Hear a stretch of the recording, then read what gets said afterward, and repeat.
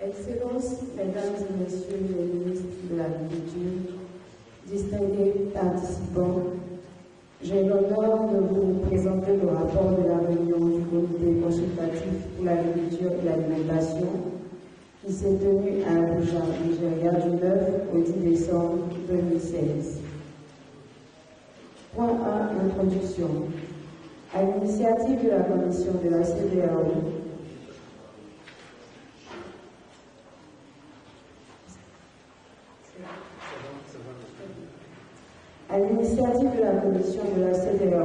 s'est réunie le 9 et 10 décembre 2016 à Abuja, capitale de la République fédérale du Nigeria, le Comité consultatif pour l'agriculture et l'alimentation. Cette réunion intervient à l'issue d'un long processus de formulation du plan régional d'investissements agricoles de seconde génération.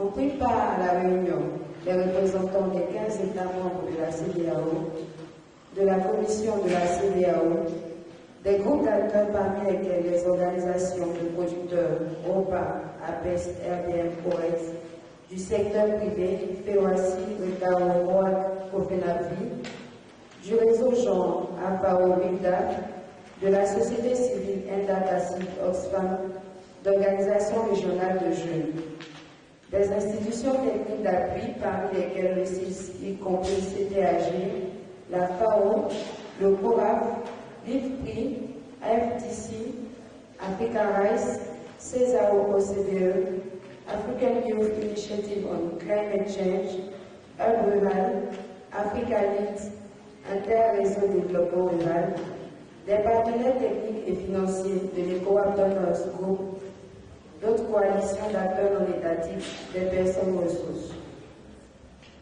La réunion poursuivait 4 objectifs. Amender et approuver le cadre d'orientation stratégique de l'ECOWAP-PDDA à l'horizon 2025. Amender et approuver le prix à salle de seconde génération 2016-2020 de l'ECOWAP-PDDA. Informer les parties prenantes du CCAA sur l'état d'avancement des processus de formulation des PNIASAN de seconde génération. Informer les parties prenantes du CCAA sur la grille d'indicateurs proposés pour suivre et évaluer l'ECOWAP 2025, l'intégration du genre dans les PNIA de première génération et les recommandations pour les PNIA de deuxième génération. Les outils et instruments d'appui à disposition des pays par l'IFPRI et la FAO.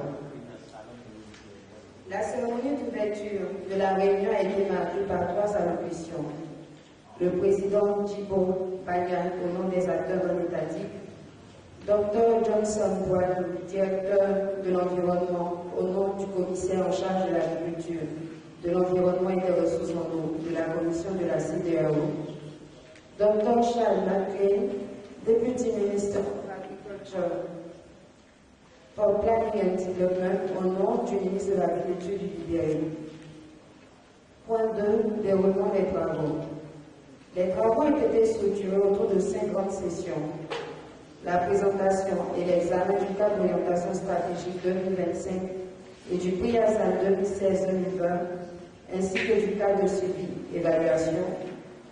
La revue de l'état d'avancement des processus PNIASAN dans chaque État membre de la CEDEAO. La revue de l'état de la prise en compte de la dimension genre dans les PNIA de première génération. Recommandations pour les PNIASAN de deuxième génération. La revue des instruments et outils d'appui technique de l'IFPRI et de la FAO. Et la revue des points d'information par la CEDEAO. Point 3. Principaux points de débat et recommandations. 3.1. Première session. Examen du cadre d'orientation stratégique du prix ASAN et du cadre de suivi évaluation. 3.1. Examen du cadre d'orientation stratégique. La présentation du cadre d'orientation stratégique a porté sur le rappel du contexte et des éléments de bilan ECOWAP, les défis majeurs et les priorités d'intervention de l'ECOWAP 2025, la vision, les objectifs généraux et spécifiques, la logique d'intervention, le cadre budgétaire et enfin le dispositif institutionnel et la mise en œuvre COS.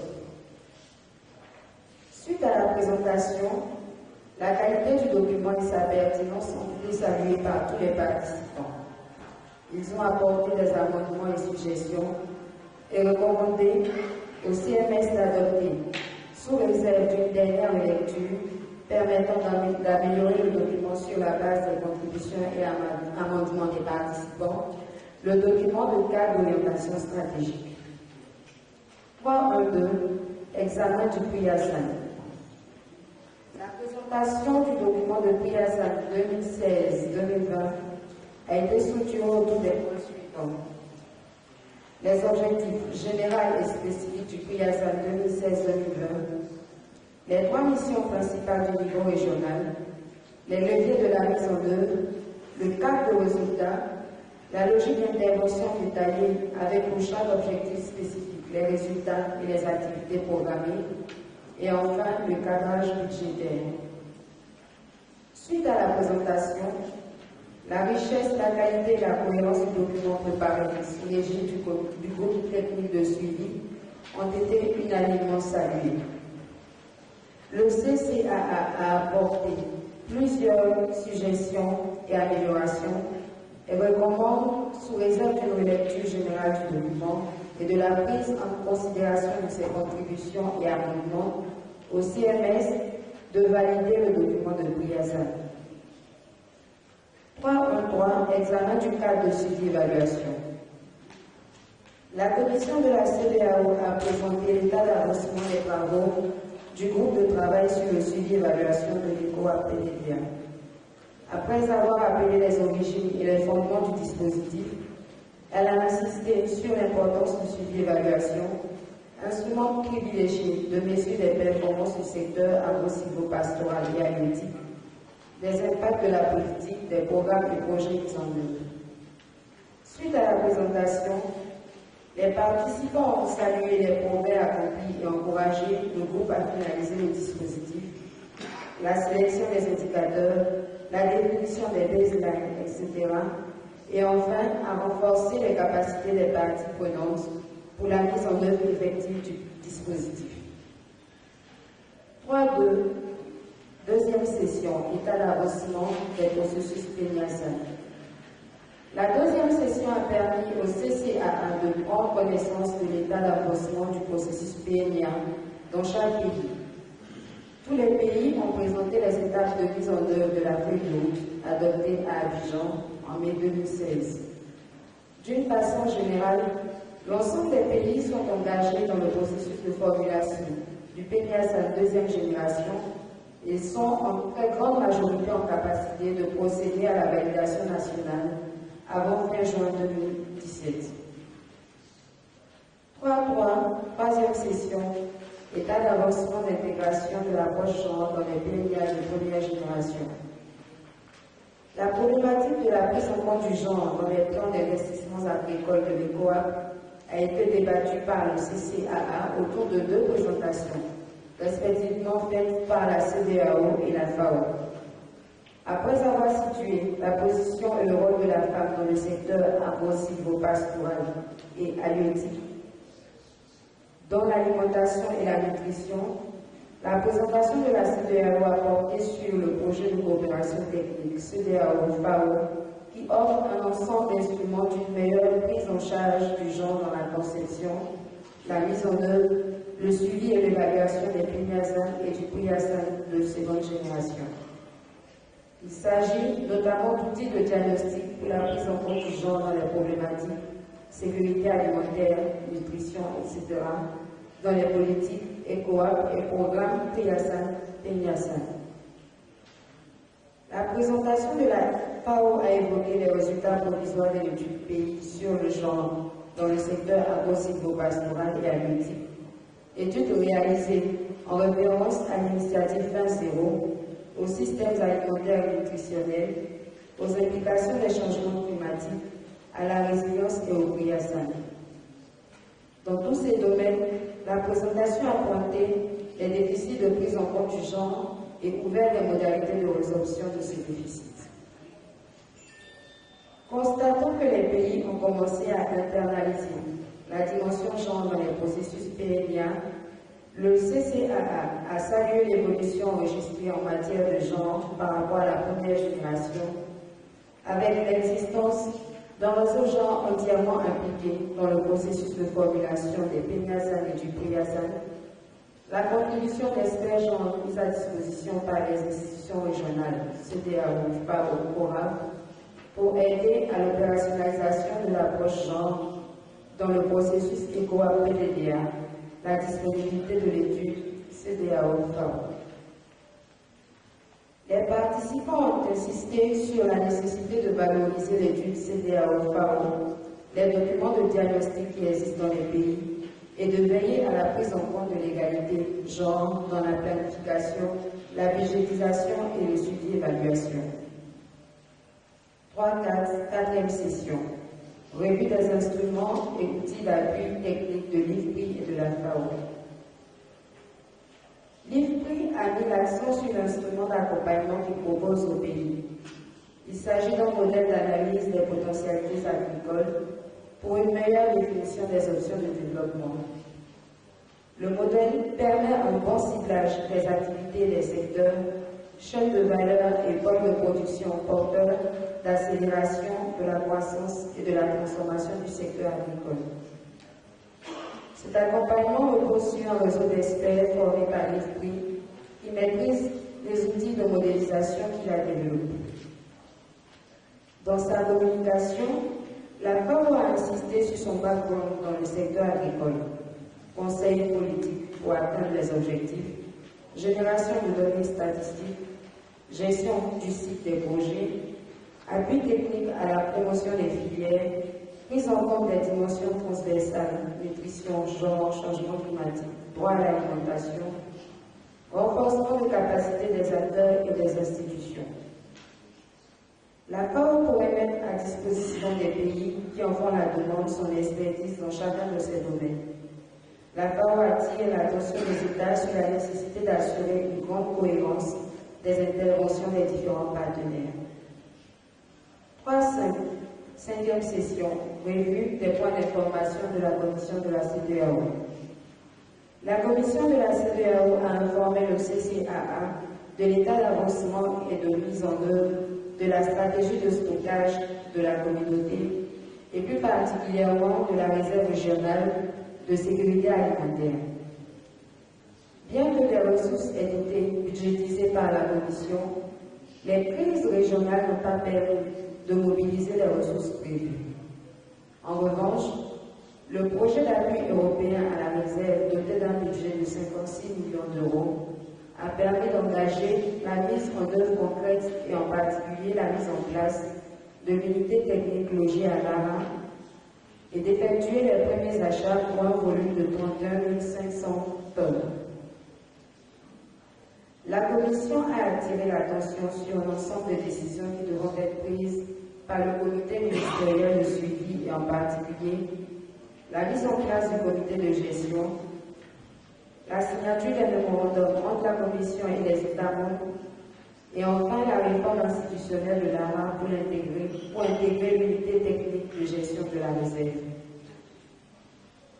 La Commission a aussi informé les participants sur l'état d'avancement de plusieurs initiatives ou programmes importants. L'offensive riz avec la préparation du tableau de financement en collaboration avec la BAC et le gouvernement de Côte d'Ivoire, le pastoralisme, la transhumance et les investissements dans les pays côtiers avec la conception de 2 programmes régionaux d'appui au dialogue et aux investissements pour le développement du pastoralisme dans les pays côtiers et dans le Sahel, PRIDEC. La mise en œuvre de l'agenda sur l'AIC, adopté à Bamako avec la mobilisation de plusieurs financements sur l'adaptation des agricultures, la transition agroécologique et l'adhésion à l'initiative 4 pour 1000 dans le cadre de la COP22. Enfin, la Commission a rendu compte de la relance de la coopération Afrique-Israël et l'organisation de la première conférence ministérielle des États membres de la CEDEAO et de l'État d'Israël, conférence institutionnalisée, et un ensemble de perspectives de coopération technique et économique notamment avec la Fédération des chambres de commerce et d'industrie de l'Afrique de l'Ouest. Suite à ces présentations, les participants ont apporté des compléments sur les programmes en cours, notamment le programme d'éducation des pasteurs PrEP, mis en œuvre par APES, le projet pilote de réserve en aliments bétail mis en œuvre par l'IRB. Le repas a porté à la connaissance de l'assistance le projet d'organiser une conférence internationale qui l'organisera en 2017 sur les enjeux de financement en collaboration avec le gouvernement du Niger, la BAD et la commission de la CPAO. Point 4. Recommandations. À l'issue des travaux, le comité consultatif pour l'agriculture et l'alimentation recommande au comité ministériel spécialisé agriculture, environnement et ressources en eau l'adoption du cadre d'orientation stratégique 2025, l'adoption du prix ASAN de seconde génération 2016-2020, l'adoption du cadre de suivi évaluation, dispositif, cadre de mesure de rendement, grille d'indicateurs, manuel de mesure des indicateurs, et l'appel à l'accélération du processus de formulation des PNASAN au respect de l'échéance de juin 2017 et à la veille sur une très bonne articulation et cohérence entre les PNASAN et le PRIASAN.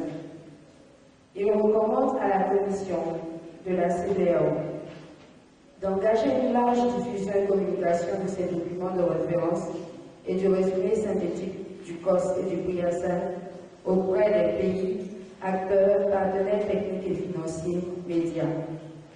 De préparer une remise officielle de ces deux documents par le président de la commission de la CEDEAO à Madame la Présidente en exercice de la conférence des chefs d'État et de gouvernement de la CEDEAO, d'engager une mission de haut niveau pour présenter le COS et le PRIASAN auprès des autorités et acteurs de chaque État membre avant fin avril 2017 et impulser un engagement des plus hautes autorités en faveur du processus PNASAN et la mise en place de dispositifs de gouvernance efficients. D'engager dès à présent la mise en œuvre des composantes du PRIASAN. Il recommande aux acteurs non étatiques de s'impliquer fortement dans la conception des PNASAN. Je vous remercie.